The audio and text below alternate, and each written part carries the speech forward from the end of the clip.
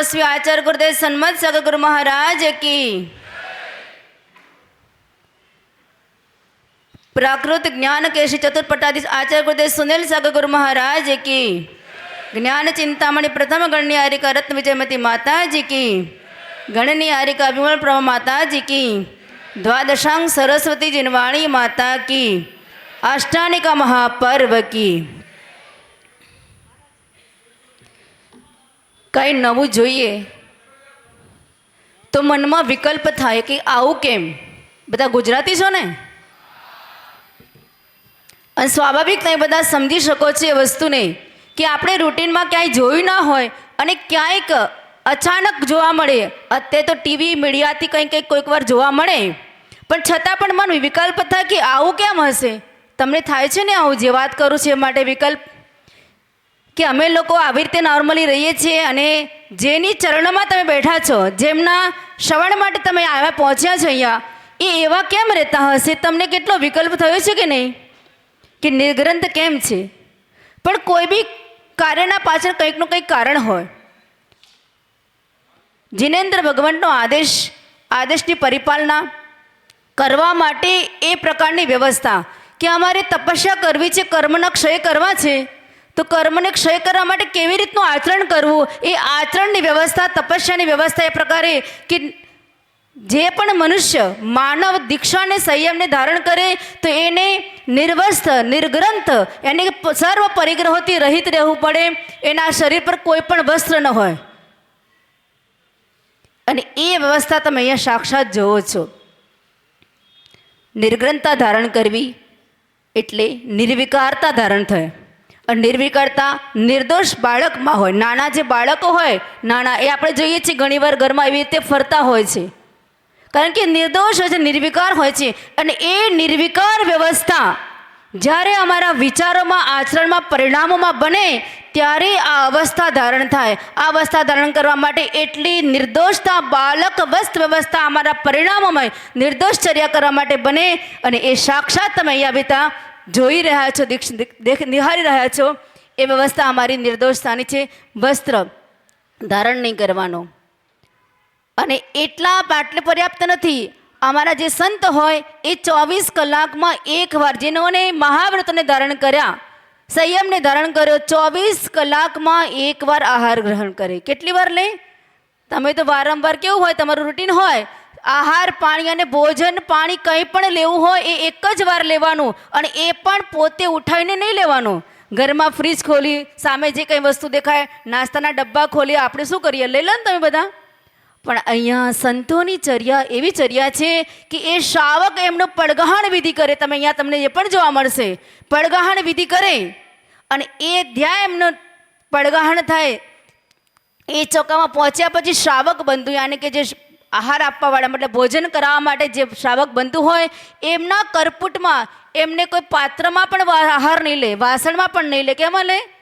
करपुटमां एमना हाथमां करपात्री कहेवाय ए हाथमां आहार करे अने जे आपवामां आवे एमना जे नियमो छे अंतर्गत एमने जे आपवामां आवे ए ज वस्तु ले। 32 पकवान बनावीने पण थाळ भरीने मूक्या होय पण संत इशारो ना करे कि तमे मने आ वस्तु आपो।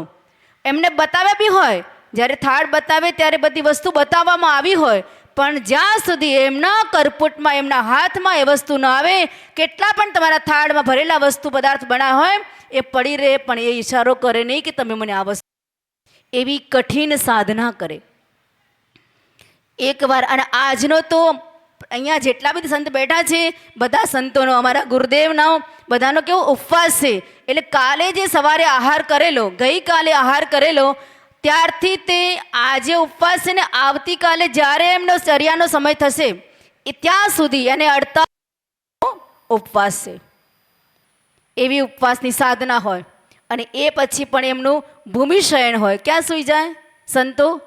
ડલ્લપના ગાદલામાં બધા આપણને કેવું થાય ડલ્લપના ગાદલામાં સુવો નહીં રૂઈની ગાદલી હોય કે ડલ્લપનું હોય એમાં સૂતા હોય। પણ સંતોને ઠંડી ગરમી કંઈ પણ કોઈ પણ સિઝન હોય ક્યારે પણ क्या तो पत्थर पर नीचे भूमि पर क्या तो आ रीते लाकडाना जे पाट होय तख्तो होय एनी पर सूई जाए।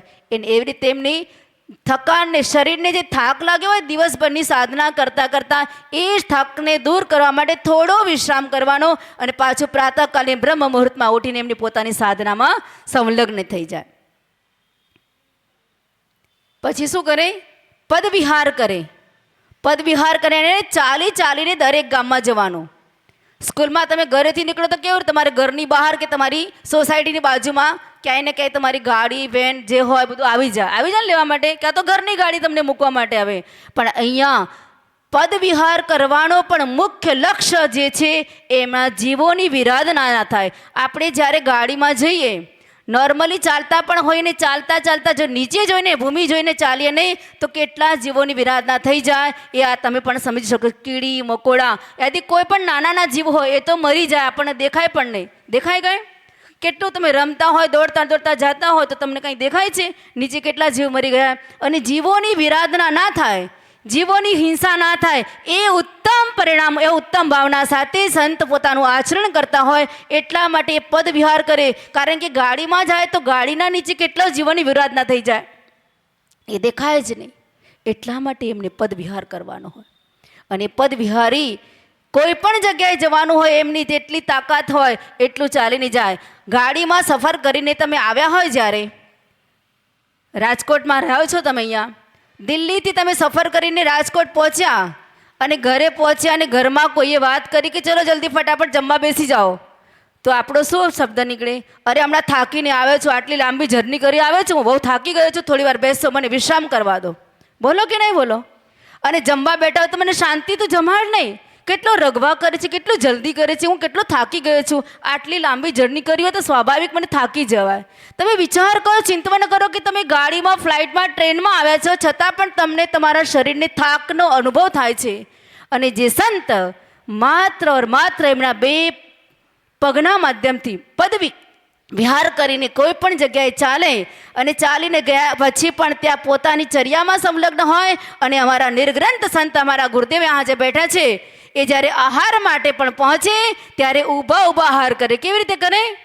ઊભા ઊભા. આપણે તો ડાઇનિંગ ટેબલ પર બેઠા હોય તો પણ થાક લાગ્યો હોય ગાડીમાં આવ્યા પછી પણ અહીંયા સંત તો આટલું ચાલીને આવે અને છતાં પણ ઊભા ઊભા પોતાના કરપુટમાં જેટલી વાર ઊભા રહેવાની તાકાત હોય, કેટલી હોય? 15 કિલોમીટર ચાલીને જાઓ તમે તો તમારા રામ ત્યાં જ રમી જાય. થઈ જાય ને? તમને થાક લાગે કે નહીં લાગે? એસી ચાલુ કરવું પડે, પંખા ચાલુ કરવા પડે. પંખો તો અત્યારે ચાલે જ નહીં, એસીમાં જ રહેવું પડે. અને અહીંયા તો કોઈ એસી નહીં, કોઈ પંખો નહીં, કોઈ કુલર નહીં, કાંઈ જ નહીં, નેચરલ એસી. અને ચોકામાં ઘરમાં જ્યારે 10-11 વાગે પહોંચીએ તો કેવી ગરમી હોય તમે બધા સમજી શકો છો. એવી વિપરીત પરિસ્થિતિમાં પણ બિલકુલ પ્રશસ્ત મનથી, બિલકુલ શાંત પરિણામોથી, સમતા ભાવથી આહારચર્યા જે મળે એ લેવાનો.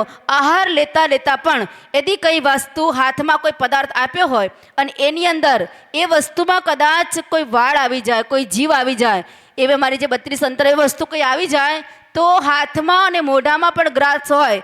હાથનો લીધેલો ગ્રાસ તો છોડી દેવાનો, પણ જે મોઢામાં લીધો હોય ને એને પણ ચવાઈને ઉતારવાનો નહીં, એને પણ કાઢી લેવાનો અને મુખ શુદ્ધિ કરી લેવાની. એ સંતોની, એ અમારા ગુરુઓની સંતની સાધના છે. અને એવી સાધના કરતાં કરતાં પણ એની પછી રાત્રિનો વિશ્રામ, ભૂમિશયન. અને તમે સાક્ષાત અહીંયા જોઈ રહ્યા છો શું થાય છે અહીંયા? લો સમજો છો બધા? જ્યારે કામ કરતા હોય, વાળ બનાવતા હોય અને વાળ ખેંચાઈ જાય, આ તો નાનકડું બાળક આવીને પાછળથી કોઈ વાળ ખેંચી કાઢે તો આપણો ગુસ્સામાં તરત જ હાથ ઉઠી જાય. ઉઠે કે નહીં? ઉઠે કે નહીં? કામ કરતા વાળ ખેંચાય તો જરા ગાંઠ આવી ગઈ હોય તો કેવું થાય? અને કોઈ બીજાએ ખેંચ્યું હોય તો? અને તમે આ સાક્ષાત જુઓ છે, બીજા જ ખેંચે છે. કેટલી શાંત મુદ્રા છે! શાંત મુદ્રા છે ને? એ અમારે અહીંયા કેશલો જ કહેવાય. કેશ, વાળ એટલે કેશ. કેશલો લોચન કરવાનું.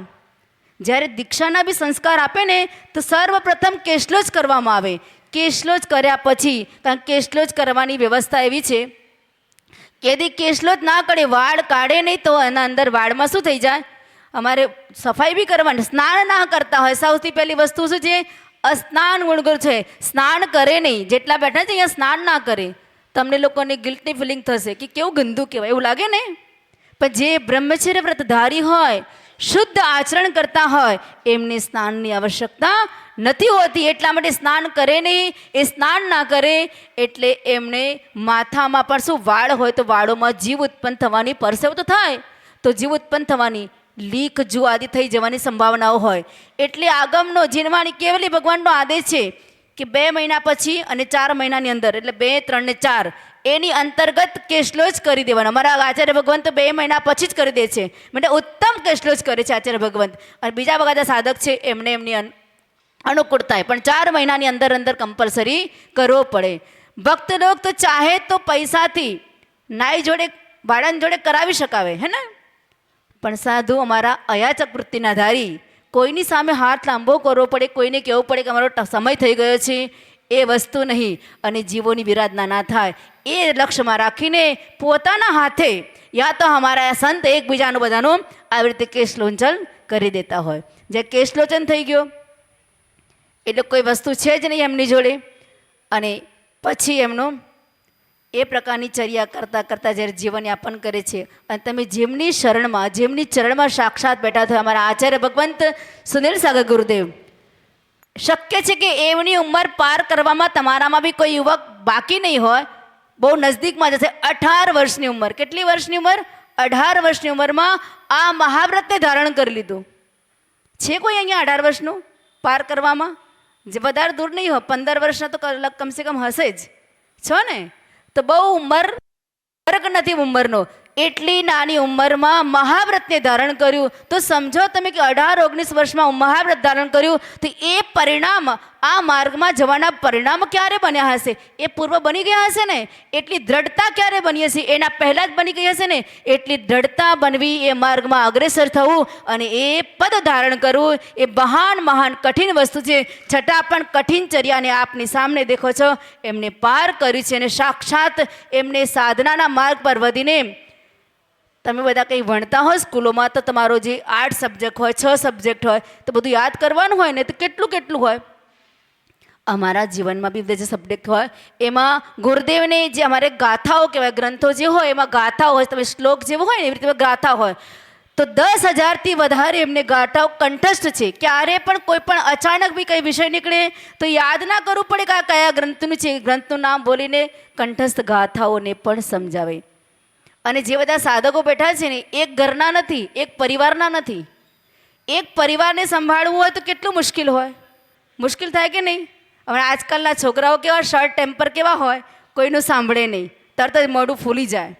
છતાં પણ એમનામાં એ વિશિષ્ટ એક ગુણ છે, એક કળા છે કે કેવી રીતે ભારતનો નકશો છે, બધા અલગ અલગ રાજ્યોમાંથી બનાવેલા સાધક છે, એક જગ્યાના નથી, એક પરિવારના નથી, એક રાજ્યના નથી, અલગ અલગ રાજ્યના છે. છતાં પણ બધા સાધકોને એમની સાધનામાં સંલગ્ન રખવાનો પણ પૂર્ણ પ્રયાસ કરે છે, પૂર્ણ ખ્યાલ રાખે છે. અને છતાં પણ દરેકની વ્યવસ્થામાં ક્યારે પણ કોઈનું મન મોટાવ ના થાય, બહુ વાત્સલ્યથી, પ્રેમથી, કરુણાથી દરેકને પણ લઈને ચાલે છે. એટલું જ પર્યાપ્ત નથી, સમાજને બી ઉદ્બોધિત કરવાનું કાર્ય કરે છે. અને તમારા જેવા નાના ભૂલકા પણ આવી જાય તો કેવી રીતે અમારું જીવનયાપન કરવું એ લક્ષ્ય રાખીને તમારા જેવા બાળકોને બી સંબોધિત કરવાનું પૂર્ણ ખ્યાલ કરે છે. એમાં આચાર્ય ભગવંતના ચરણોમાં વારંવાર નમસ્કાર કરતા હોઈએ. આપણે બધા એક જ ભાવના ભાવીએ કે અમે જે વિદ્યાર્થી જીવન, તમારું જેવું વિદ્યાર્થી જીવન છે એવું અમારું પણ વિદ્યાર્થી જ જીવન છે. અમે પણ અધ્યયન જ કરીએ છીએ. તમે તમારા ગૃહસ્થ જીવનમાં સંસારનું અધ્યયન કરો છો, અમે સંન્યાસ જીવનનું અધ્યયન કરીએ છીએ. તો આપણે આપણા અધ્યયન જીવનમાં, વિદ્યાર્થી જીવનમાં કેવી રીતે ઉન્નતિની ઓર આગળ વધીએ એવી ભાવના સાથે આચાર્ય ભગવંતે વારંવાર નમસ્તુ કરીશું. હે ભગવંત, આચાર્ય ગુરુદેવ કે ચરણોમાં નમસ્તુ. બધા સાથે બોલીશું. આપણે આચાર્યશ્રીને નિવેદન કરવાનું છે.